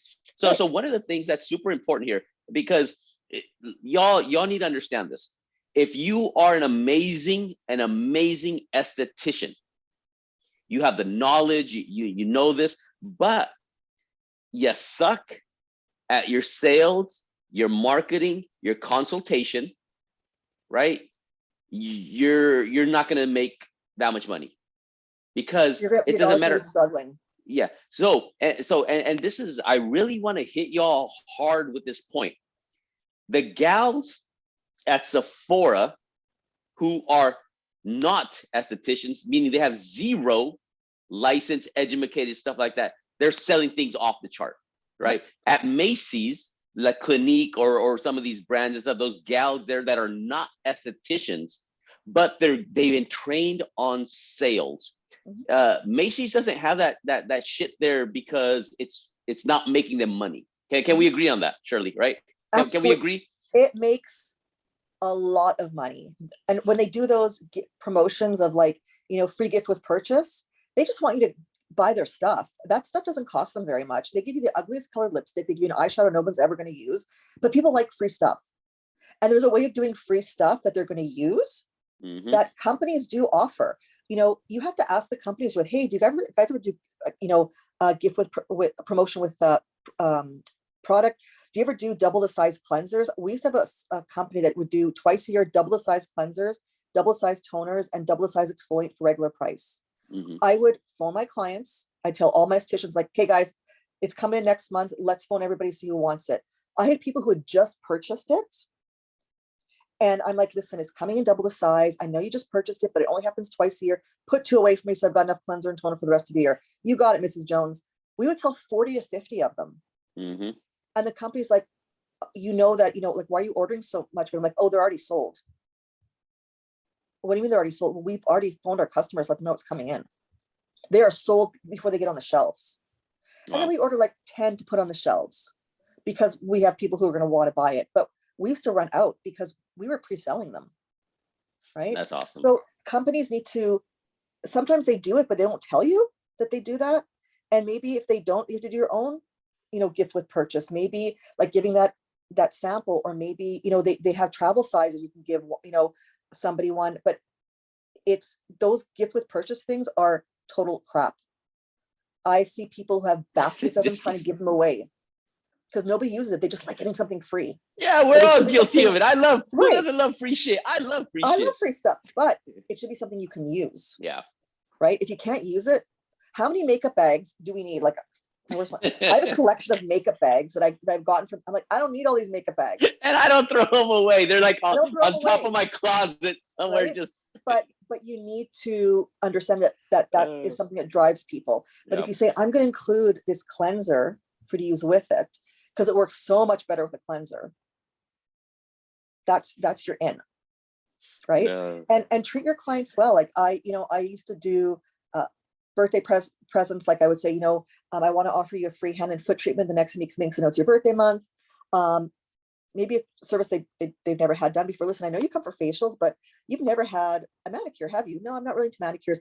I would love to offer you a free one for your birthday. Okay. And then you sell them a cuticle oil and a nail file, right? Because we all know nail files they buy in stores are garbage. Sell them a professional nail file. I used to sell tons of professional nail files when I had the salon I worked at. We would buy them for like, I don't know, they were like thick, really good nail files. We'd buy them, I think they were like 75 cents or something for $6. People are like, I'm gonna have this nail file forever. I'm like, I know, it's a great nail file, right? There's things that you can be, if you can use it in your salon and it's able to be retailed, you should be retailing it, right? Because people are like, where do you get that nail file? It's better than the emery boards. I'm like, oh, we do sell these. They're $6. They're amazing. They're whatever, they're washable, whatever they happen to be, right? So always look for those opportunities. When I'm doing a brow wax on someone, you know, I've had people say, how do you ask someone if they want a lip wax? I'm like, you don't. You just say, the wax is warm. Do you want anything else wax while we're here? Well, do you think maybe I should get my lip wax? I'm like, does it bother you? Yes, let's do it. If it bothers you, let's get rid of it. That's what the hot wax is for. You know, or I've done this a lot of times where I'm doing someone's brows and I'll say, you have the most beautiful eyelashes. Now, if they don't have nice eyelashes, don't say that. But if they've got long lashes, I'm like, they're so beautiful. Oh, thank you. Do you wear mascara? I do, but I find it kind of clumpy and lumpy. Have you ever thought of having your lashes tinted? What's that? Well, it's a service. It's done with a blah, blah, blah. It takes 15 minutes and your lashes are dark from tip to root. You don't have to worry about, you know, going to a pool. It's amazing. Yeah, let's do it. So all of a sudden, a $15 service turns into a brow wax, a lash tint, a brow tint, a lash lift. All of a sudden, you know, a $15 service is a $120 service. And she's your best friend because you've just had her discover something so revolutionary Yep. that she's never heard of, and she loves it. And then she brings her friends in, right? So it's all about, you have to always have your eyes open. If the person's there for a brow wax, don't just be looking at their brows. Look at the skin around their brows. Look at the color of their brows. Look at the texture of their skin. Everything. You have to always, always be looking. Do women like to look and feel beautiful? I would think so.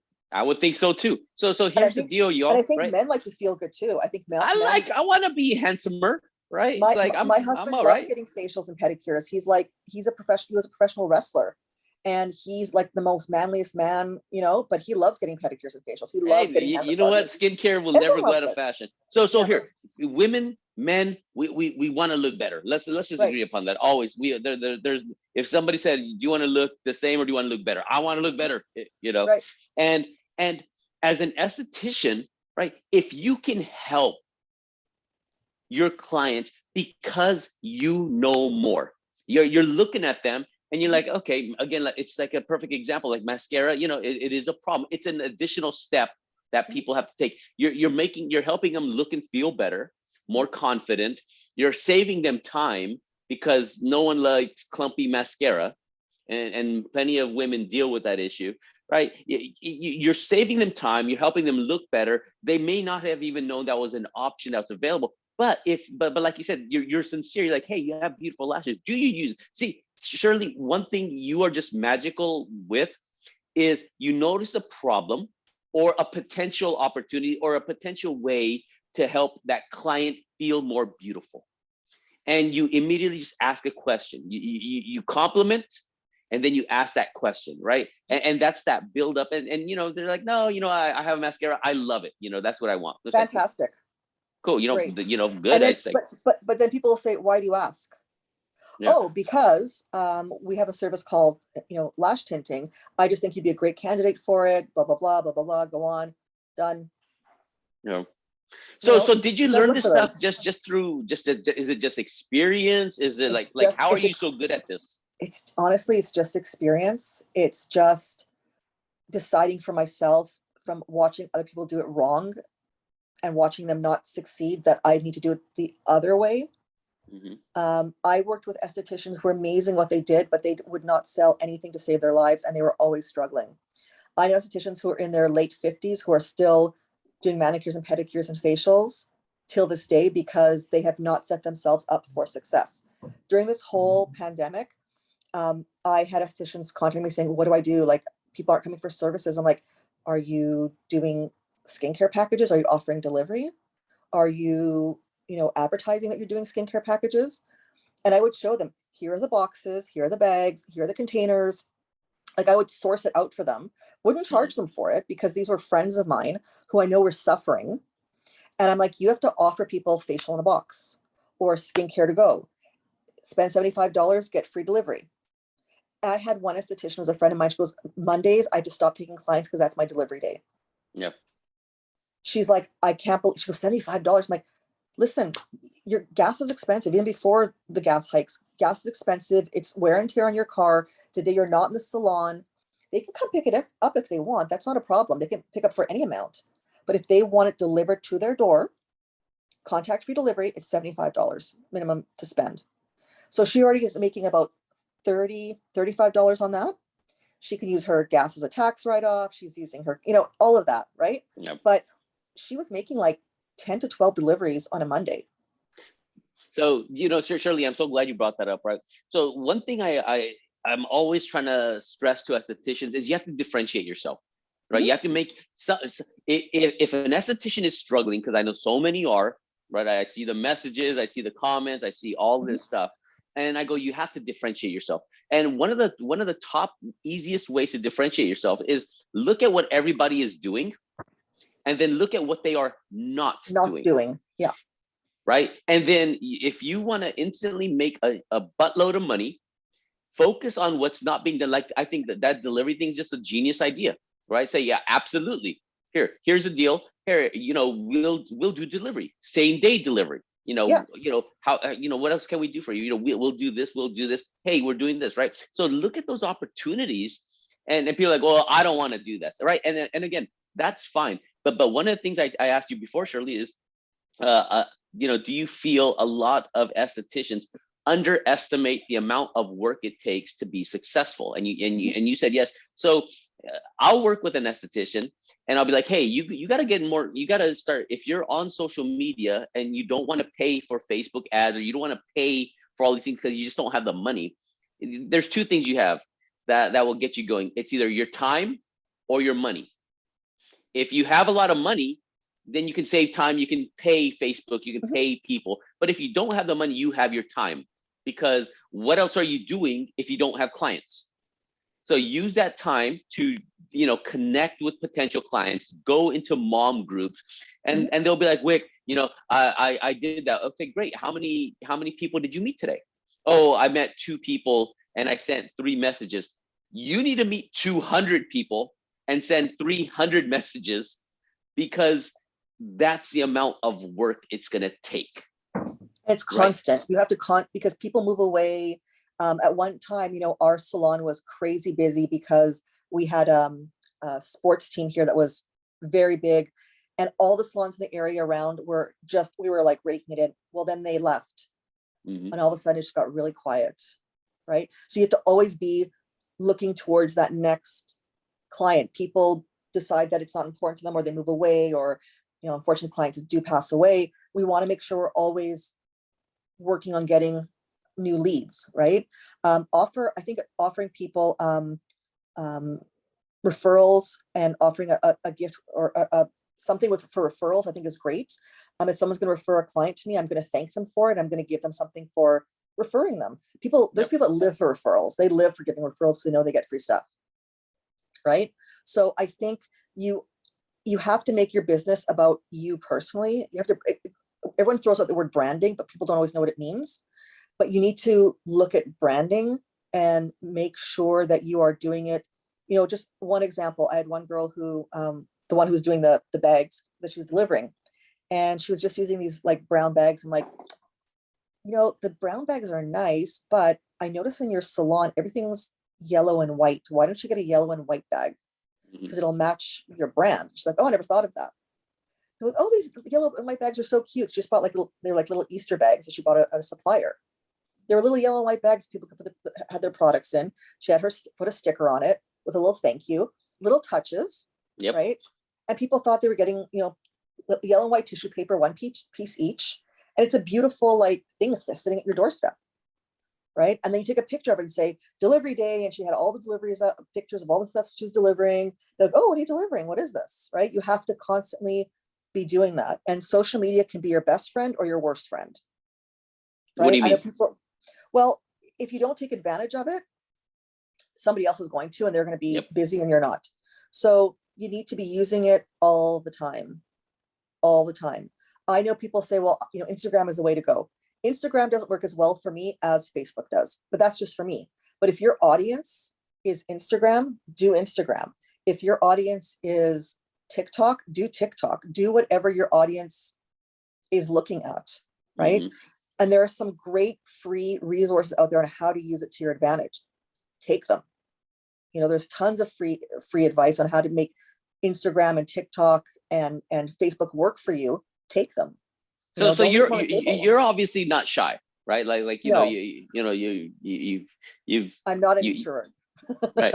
So if somebody is an introvert, because it's so weird. It just blows my mind. Estheticians and most of the estheticians, all the estheticians, they have pretty good skin, right? In general, let's just say they have pretty good skin. They're super beautiful like yourself, right? Yet, they'll have the beautiful, where's my phone? I don't even know where my phone is, so whatever. They'll take their selfies like, ooh, I'm cute. Ooh, this, ooh, that, right? It's like, but when it comes to doing a video or showing this stuff, because, it's just easier to reach people in the masses, right? But a lot of them are really, really introverted or camera shy or for sure. Like that. What would you recommend? One is, do you feel that's helping or hurting their business? Or two, if it's hurting, what should they do about it? So I think it comes down to personality. If you are too shy to do, let's say, a reel, just an example, why not take a picture and talk about yourself? Hi, my name is so-and-so. I'm kind of shy, so it's really hard for me to do this, but I love my dogs. Like, talk about yourself. Yeah. It's also important to know when you meet a client, if you're shy, the best thing you can do is smile. Smile at that client, shake their hand, be genuine. Not everyone's going to be outgoing. Some people are too outgoing, some people are too quiet, but you need to find that happy medium where you can put yourself out there where it's comfortable for you. So maybe doing a video of yourself is not something you like to do, but maybe take a video of your salon. Maybe take a video of doing a treatment on someone. Maybe take a video of your products. It doesn't have to always be you if that's not something you're comfortable doing. Yep. Maybe do it with a client. This is my client, Susie. She just had, a treatment, and Susie could be saying, oh my God, it was the best treatment ever. I fell asleep. It was amazing. I was drooling, blah, blah, blah. So maybe let someone else do the talking for you, right? It doesn't always have to be you. So not everyone is comfortable doing that. And I give credit to those girls who are doing the crazy TikToks. Like, oh my God, I love watching you guys.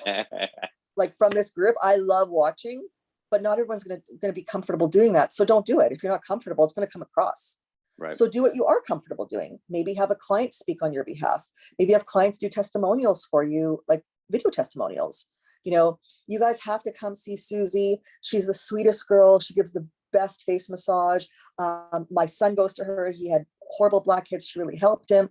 Have your clients do it for you. If they're the kind of person who likes to talk on camera, use them. Right. It doesn't always have to be about you. If that's not you, that's okay. It doesn't have to be you, but you're going to find genuine. What works for you. It's going to be what works for you. I'm telling you, smiling. I would hire new people and they'd come up to their client like, hi, I'm Jennifer. I'm going to smile. I see those teeth. Tell your face you're happy to see them. Yeah. Right. Yeah.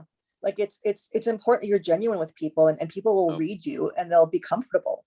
So if you're not comfortable doing TikToks or videos, it doesn't have to be you. Do your space, do, your services, show part of a service, show your products, maybe give advice about, hey, if you have oily skin, my clients really love this product, but it doesn't have to be. Slideshows are great too. You can do free slideshows. Slideshows to music are awesome because it's fast, it's quick, and it shows people what you've got. 100%, right? And the most important thing, and I tell people, because not everybody is, for example, Shirley, like you or I, right? Like believe me, like when people say, well, Wick, you do videos and stuff like that, I was not always this way. I was crazy, insanely insecure, didn't want to look stupid. I literally spent 10 years of my life dreading doing videos because I was just afraid, right? And it's nothing to be ashamed of. I overcame it at one point because I go, heck, I'm going to die one day. And I have this message inside of me that I feel is going to help a lot of people. Yeah. Right. And honestly, it's a matter of trying it once. You don't have to put it up. If you do a video and you look ridiculous and you don't like how you look, don't put it up, but practice. Yeah. I'll be honest with you guys. All these people putting up all these videos, do you know how many takes they do to get a video up? Like, I do reels, for example, and I do like funny little reels. It's sometimes like I'll be downstairs doing a reel and my husband is upstairs. I'll go upstairs after 2-3 hours. He's like, so how did you get done? I'm like, oh, I got 4 done. He's like, 4 in 3 hours? I'm like, do you have any idea what I have to go through? It's getting the timing right, getting the lighting right, getting the words down. Something does, your camera falls, your lighting falls. It is constant takes. You're not seeing the final product by any means. Yep. So you have to make sure you are seeing the final product, but you're not seeing what's leading up to it. All the bloopers. There's probably like an hour of bloopers for that 30-second reel. They got on a third take, they're lucky. But most people, there's tons of bloopers that come with it. Ironically, I'll tell you what's up. Like I've seen people doing videos because I have this one thing called the MDE, the video challenge, right? And it's a challenge. It's just in the group. It's like here's a format to do a video, do it. And some of them are just like hysterically bloopery, right? Mm-hmm. And I tell people, I go, you know what? The fact that you're doing, there's this one gal, her name is Laura. She did a video. She was one of the first ones that did it. And this gal was like the most ultimate introvert that I've seen in a while. And she did her video and you can just tell she's like trembling, right? I swear, Shirley, I think she peed her pants during the Oh, video. Maybe she tinkled a little bit. Maybe didn't pee, just tinkled. Right? yeah. But because she was like so genuine, Raw. right? And she was just raw, and you could just say, "Hey, I'm Laura. I'm super nervous right now." Like I just felt in love with her. Mhm. All right, because sometimes it's like it's not about that perfection, but the fact that that person is just being real.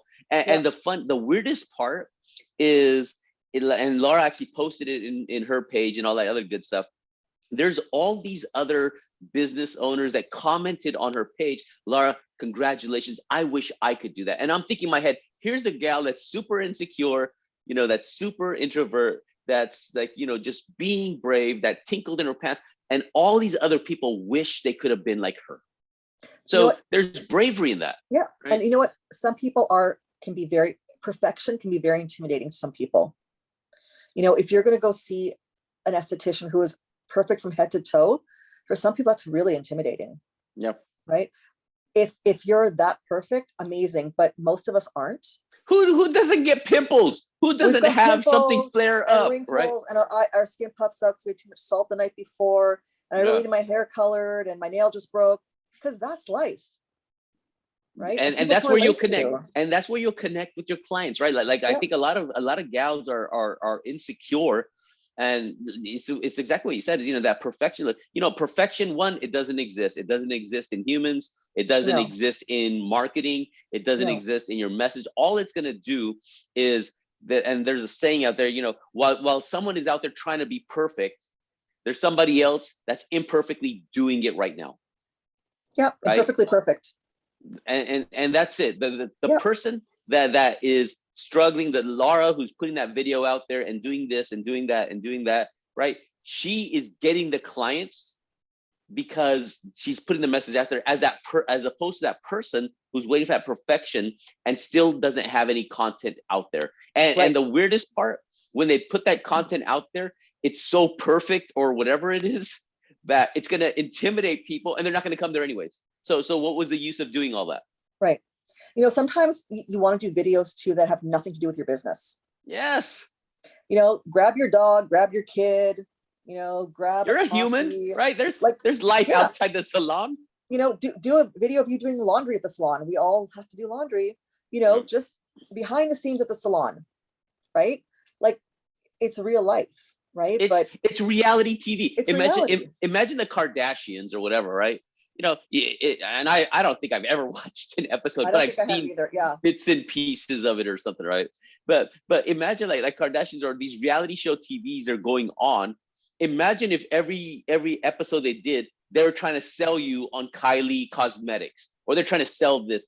That people would be turned off by that. But because Absolutely. they're real, they're talking about behind the scenes, or this Yeah. going, "Hey, I'm going to the grocery store today, and this is what I'm going on." Whatever the Yeah. way they do it. So it's all of that. So you have to understand that as a solo esthetician, and again, I'm speaking mainly for the solos, the small businesses, Mhm. you are your business, Mhm.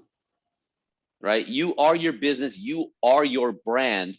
Mhm. And I think one of the top number one goals to get ahead faster is let people into your life a little bit, so they can, not because they want to know what you had for breakfast per se, Right. but so they can connect with you, and Yeah. they can trust you because they feel they know you and you Right. won't take advantage of them. Exactly. Exactly. That's exactly what it comes down to. All right.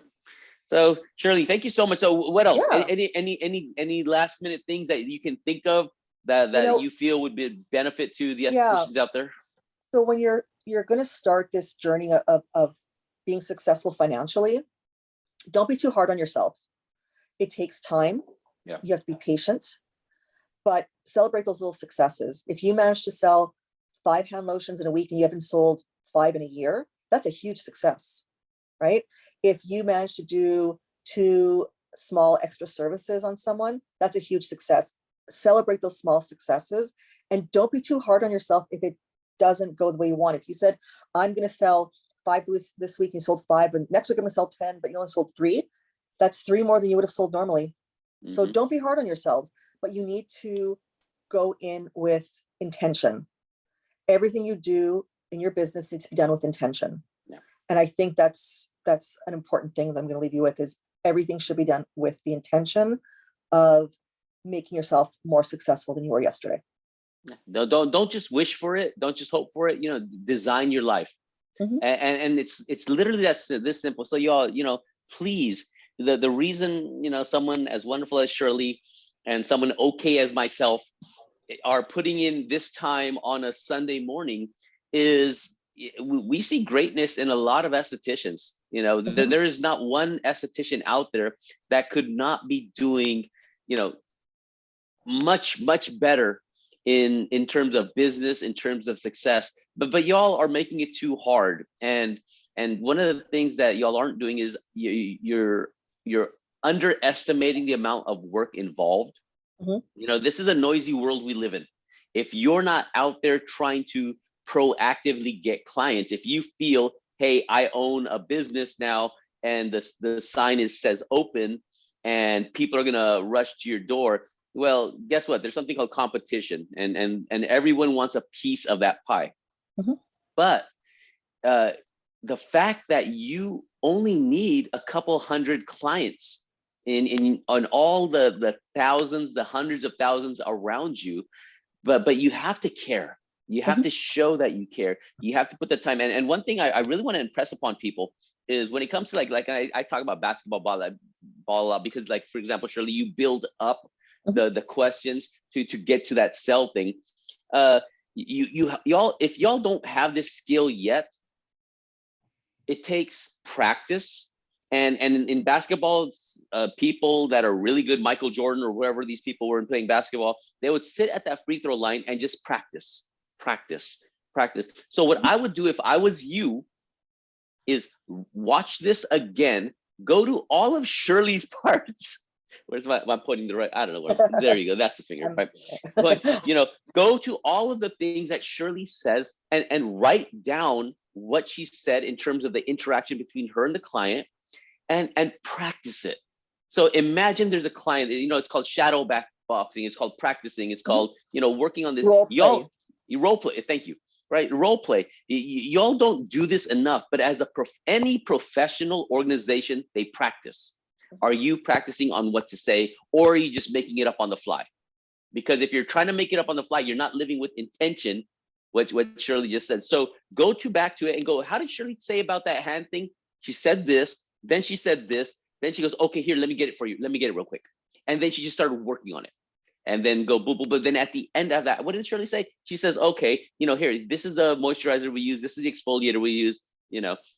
I'll add this in as well. Right. Boom. Practice on your friends, practice on your parents, practice on your husband, practice on a stuffed animal. It doesn't matter. Just practice getting it out so you're not stumbling over your words, and it becomes second nature. Right. And some people are gonna say people that Wick, that's stupid. Wick, I'm not gonna practice. You know what? There is not one. Imagine if football, they don't have a coach who doesn't make them practice. And any professional team, professional athlete, professional anything has somebody there yelling at them to get them to do it again. Okay, you did that. Do it again. Do it again. Do it again. And that's a difference. I'm telling y'all, if you just do this, if you just listen to what Shirley said, watch this video again, write down these things, see how Shirley did it, because I'm just gonna say it straight up. There's very few people that I've spoken to, and I'm like, okay, this person's on point. And Shirley, the minute I spoke with her, I'm like, it works, but you have to practice it. It works if you work it. You're going to stumble over your words. You're not going to make sense, and it's going to sound rehearsed. So if you need it to come out naturally, try to use as few words as possible, and don't mention price. Unless they ask, but if they're going to ask, tell them confidently what the price is, because you don't live in their wallet. Yep. And for y'all that are afraid of rejection, because the rejection is part of life. Not everyone's gonna buy everything, but you know what, Shirley, like I'm telling you, it's just genius. There is no rejection, because if that person says no, go. Okay, here, let me do this. Let me get your business card. Write it on the back. Here, this is the product we talked about. When you're ready to do that, just let me know. I'll take care of you. Yep. No rejection. There is no way you can lose. You're either giving it, you're selling it. Right? Yeah. They don't feel bad. They don't feel like you're pressuring them. There's no awkwardness. No. You just write it down. There you go. right? So it makes it so that it's comfort for all parties involved. When you go buy a car, it's awkward for you, but it's also awkward for the person who's trying to sell you the car. Yep. So there has to be some kind of give and take. But fortunately for us, we don't, when you're buying a car, you're there maybe once, twice, they're seeing you regularly, right? So, and one thing I can add to that, make sure you're always pre-booking your clients. Don't let them out of that salon until they pre-book. I used to sit with my clients and pre-book them 6 months in advance. Let people think you're busier than you are. I need to book you in because I don't know if I can get you in if I don't pre-book you. That's also, guaranteeing that money rolling in and more opportunities to try and retail. So many gems. Always there. It's always working. It's a constant wheel. And this is the best part, y'all. If you just do this, right? Listen to this again. Write down what Shirley said. Write it down word for freaking word. Put your own twang to it, how you would say it. And the best thing to do, you have to role play, because how Shirley says it may not be the same way you say it. She's from Canada. That's a different planet, right? We're a different planet altogether. We don't have Target here. Shirley, I didn't hear one A. Isn't that? Yeah, we don't really do that. That's a misconception. We don't. No, we don't. But we don't have Target, which is very, it's hard for us up here, without Target. And struggling. we're the struggles for Canadians. Yeah, the struggle of Canadians. Yeah. Right, but y'all listen to this again. Write it down word for word and role play. Y'all think I'm dumb, right? Like every organization, every successful organization I've been a part of, every morning for at least like half an hour, we would role play, because you're either making the stuff that's coming out of your mouth, or you're organizing you with intention. You are building up. Like be like Shirley, build up. You identify the problem, you set the goal, you identify the problem, you ask the questions, and then you just assume, you be a little bit assertive, right? Assume that they want that help, because otherwise they would say no, or the questions would, kind of do that way, right? And then just add it to their end. All right, go here. This is what we used. This is gonna be perfect for you. That's it. Don't get into price. Don't ask unnecessary. Would you want, would you want this, right? Because that says so much about how you believe in your product. Like the minute I hear that voice, if people go, if you're not confident of it, and I think that's one of the first things you said, Shirley, is like, you got to be confident with the product you're selling. If someone says, well, how, do you use this? How do you like it? And you go, well, the minute you said that, well, because you're not confident in it.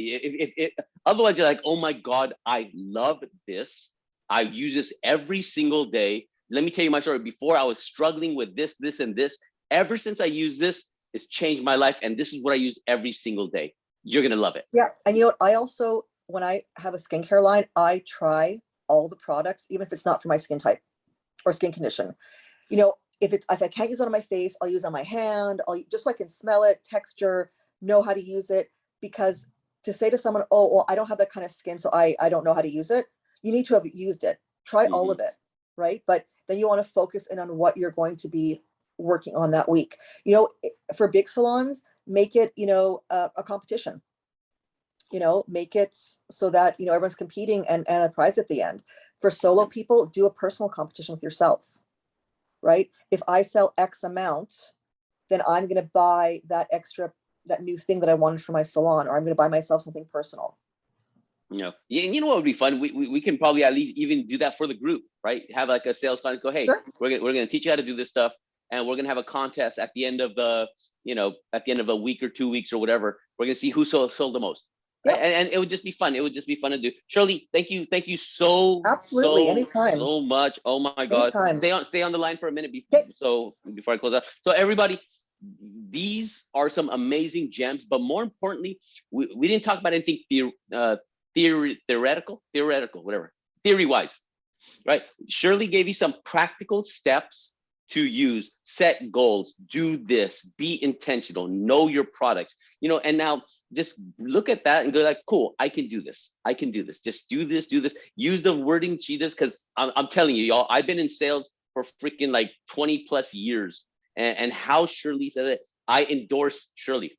because she Thank you. said it very, very well. Right. So do this. Thank you so much for paying attention. This is so much information here, but if you implement even half of this, you will see an increase in your sales and in your business. Cool beans. All right, y'all. Peace out. Shirley, say bye-bye. Bye.